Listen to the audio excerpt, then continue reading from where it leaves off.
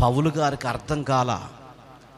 ఎందుకంటే కొరింథీ పట్టణానికి వచ్చి ఆలోచిస్తున్నాడు, ఈ ప్రజలు చూస్తే భయంకరంగా ఉన్నారు, వీళ్ళు పూర్తిగా అటువైపు ఉన్నారు. ఇక ఆలోచిస్తున్నాడు, వీళ్ళు వినే రకంగా లేదే అన్నట్టుగా అనుకున్నాడు.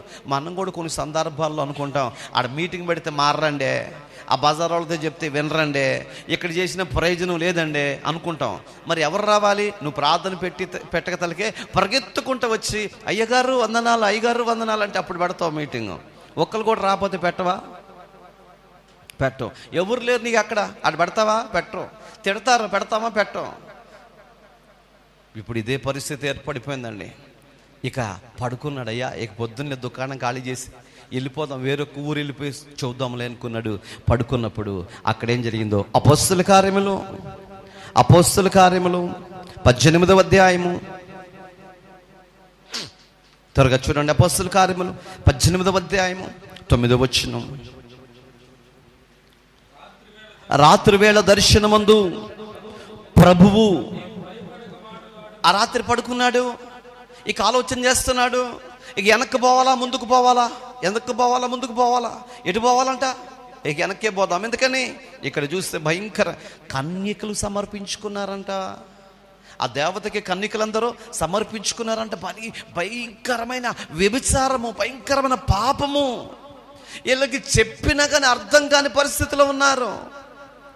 ఆ పరిస్థితిని చూసి ఇక వెనక్కి వెళ్ళిపోదాం అనుకుంటే ఆ రాత్రి, దేవునికి మహిమ కలుగును గాక, ఆ రాత్రి యోసేపు దగ్గరికి, ఆ రాత్రి మరియమ్మ దగ్గరికి, ఆ రాత్రి యాకోబు దగ్గరికి, ఎప్పుడు చూసినా ఈయన రాత్రి సమయాల్లోనే వస్తున్నాడండి.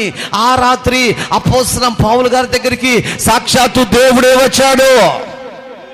ప్రియ సహోదరుడా, సావుకుడా, భరించలేని శ్రమలు నిన్ను చుట్టుముట్టినయా? సంఘములో కుటుంబాల వల్ల, బిడ్డల వల్ల ఎవరికి చెప్పుకోలేక వేదనకరమైన పరిస్థితుల మధ్య ఒకవేళ నువ్వు ఉన్నావా? భయపడొద్దు. ఎందుకంటే నువ్వు బాధపడుతుంటే నా దేవుడు చూస్తూ ఉండేవాడు కాదు. అపోస్తలుడైన పౌలు గారు బాధపడుతుంటే చూడలేక ఎవరు వచ్చారంటే దేవుడే బయలుదేరి వచ్చాడు. దేవునికి మహిమ కలుగునుగాక. మోషే దగ్గరికి ఎవరు వచ్చారు? పొదలోకి దేవుడు తన దూతను పంపించాడండి. అబ్రహాము దగ్గరికి ఎవరు పంపించాడు? 3 దూతలు వచ్చారండి, వాళ్ళకి ఆతిథ్యం ఇచ్చాడు. దానియేలు దగ్గరికి ఎవరు వచ్చారు? దేవుడు దూతలు పంపించాడు. చాలా మంది ప్రవక్తల దగ్గరికి, రాజుల దగ్గరికి దేవుడు తన దూతలు పంపించాడు. కానీ పౌలు గారి దగ్గరికి ఎవరు వచ్చారండి? పౌలు గారి దగ్గరికి దూత దేవుడే వచ్చాడండి. దేవునికి మహిమ కలుగును గాక. అసలు దేవుడే వచ్చాడంటే ఈ మ్యాటర్ చాలా సీరియస్ అని అర్థమైపోతుంది. ఈ మ్యాటర్లో ఏదో ఉన్నది. దూతను పంపించి చెప్పేస్తే అయిపోతుంది పని. కానీ ఇక్కడ దేవుడే వచ్చాడు. ఆయన కుమారుడిని క్రీస్తు జననము గురించి చెప్పటానికి కూడా యోసేపు దగ్గరికి దూత వచ్చాది, మరియమ్మతో మాట్లాడటానికి దూత వచ్చాది. కానీ ఇక్కడ దేవుడే బయలుదేరాడంటే ఇక్కడ ఏదో ఉందండి. ఆ రాత్రి దర్శనమందు ప్రభు ఆయన దగ్గరకు వచ్చి నీవు భయపడక మాట్లాడుము, మౌనముగా ఉండొద్దు. మొదటి మాట చెప్పాడు, పౌలా నీవు మాట్లాడు, భయపడొద్దు. ఎంత గొప్ప మాట అండి! భయపడొద్దు. ఎంత ధైర్యాన్ని ఇచ్చే మాట అండి. అంటే ఇప్పుడు మనకు అర్థమవుతుంది పౌలు గారు ఏం చేశాడండి, భయపడ్డాడు అని అర్థమైపోతుంది. ఈ రాత్రి వాక్యం, ఈ మధ్యాహ్న సమయంలో వాక్యం వింటున్న సావు కూడా నీవు కొన్ని సందర్భాల్లో భయపడుతున్నావేమో. కొన్ని స్టేజ్ల మీద వాక్యం చెప్పడానికి వెళ్ళినప్పుడు అన్ని ఆశీర్వాదకరమైన మాటలు చెప్తున్నావేమో. కరెక్ట్ కాదు. దేవుడు ఏది చెప్పమంటే అది మాత్రమే చెప్పాలి. మనుషులను మెప్పించే మాటలు వద్దు, మనుషులకి అనుకూలమైన మాటలు వద్దు. దేవుని వాక్యము ఎప్పుడు అనుకూలంగా ఉండదు. దేవుని వాక్యము పరిశుద్ధ గ్రంథములో హెబ్రీ రాసిన పత్రికలో ఈ మాట అంటున్నాడు.